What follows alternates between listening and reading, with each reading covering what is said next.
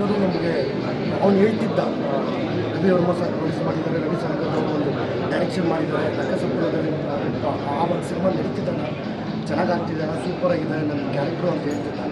Because ಇವಾಗ ಏಕದಮ್ ಅಲ್ಲಿ ಥಿಯೇಟ್ರಿಂದ ಆಚೆ ಬಂದು ಇಲ್ಲಿ ನಿಂತ್ಕೊತೀನಲ್ವ, ಇಲ್ಲಿ ನಿಂತ್ಕೊಂಡಿದ್ದ ನನಗೆ ಮಾತು ಬಂದಿಲ್ಲ. ಇವಾಗ ಒಂದು ಸ್ವಲ್ಪ ಸುಧಾರಿಸ್ಕೊಂಡಿದ್ದು. ಆಮೇಲೆ ಇವಾಗ ಒಂದು ಡೈರೆಕ್ಟಾಗಿ ಅವ್ನು ನೋಡಿದ್ರೆ ಇವಾಗ ಅನಿಸ್ತಿಲ್ಲ. ಆದರೆ ನಮ್ಮ ಸಿನಿಮಾದಲ್ಲಿ ಯಾವುದಾದ್ರೂ ಈ ಉಗ್ರಂ ಸಿನಿಮಾ ಎಲ್ಲ ನೋಡಿದವಾಗ ನಮ್ಮ ಥಿಯೇಟ್ರ್ ಕೊಲೀಗ್ಸ್ ಬಂದು ನಮ್ಮ ಜೊತೆ ಮಾತಾಡಬೇಕಾದ್ರೆ ಭಯ ಪಡ್ತಿದ್ದೆ. ಇವಾಗ ಅವನು ನೋಡಿದ್ರೆ ನನಗೆ ಅದು ಅನಿಸ್ತಿದೆ. ಬಿಕಾಸ್ ಒಂದೊಂದು ಎಕ್ಸ್ಪ್ರೆಷನ್ ಪ್ರತಿಯೊಂದು ಆ ಡಬಲ್ ಆ್ಯಕ್ಟಿಂಗ್ ಮಾಡಿರುವಂಥದ್ದು ಆ ಕೆಲವೊಂದೆಲ್ಲ ನೋಡಿದಾಗ ನಮ್ಗೆ ಅನಿಸುತ್ತೆ, ಆ ಫೀಲ್ ಅನಿಸುತ್ತೆ, ಈ ಬೋಳಿ ಮಗ ಹಿಂಗೆ ಮಾಡ್ತಾ ಅಂತ ಅನ್ಸುತ್ತೆ.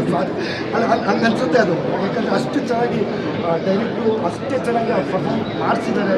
ಪ್ರತಿಯೊಂದು ಕ್ಯಾರೆಕ್ಟ್ರು ಅಷ್ಟೇ ಚೆನ್ನಾಗಿ ಡಿಸೈನ್ ಮಾಡಿದ್ದಾರೆ. ರಾಜಕೀಶ್ ಶೆಟ್ಟಿ ಅವರು ಅಂಡರ್ ಪ್ಲೇ ಇರ್ಬೋದು, ಪ್ರತಿಯೊಬ್ಬರಿಗೂ ತುಂಬಾ ಚೆನ್ನಾಗಿ ಆ ಪುಟ್ಟ ಮಗು ಹೆಸರು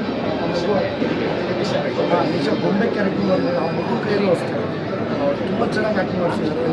ತುಂಬ ಚೆನ್ನಾಗಿ ಪ್ರತಿಯೊಂದು ಚಿತ್ರಕಥೆ ಈಸಿನ ಆದಮೇಲೆ ಇವಾಗ ನೆಕ್ಸ್ಟ್ ಏನಾಗ್ಬೋದು, ಇದು ಈ ಮರ್ಡರ್ ಯಾರು ಮಾಡಿರ್ತಾರೆ ಏನು ಅನ್ನೋದು ಸಸ್ಪೆನ್ಸ್ ಇದೆಯಲ್ಲ, ಥ್ರಿಲ್ಲರ್ ಇದೆಯಲ್ಲ, ತುಂಬಾ ಖುಷಿ ಆಯಿತು.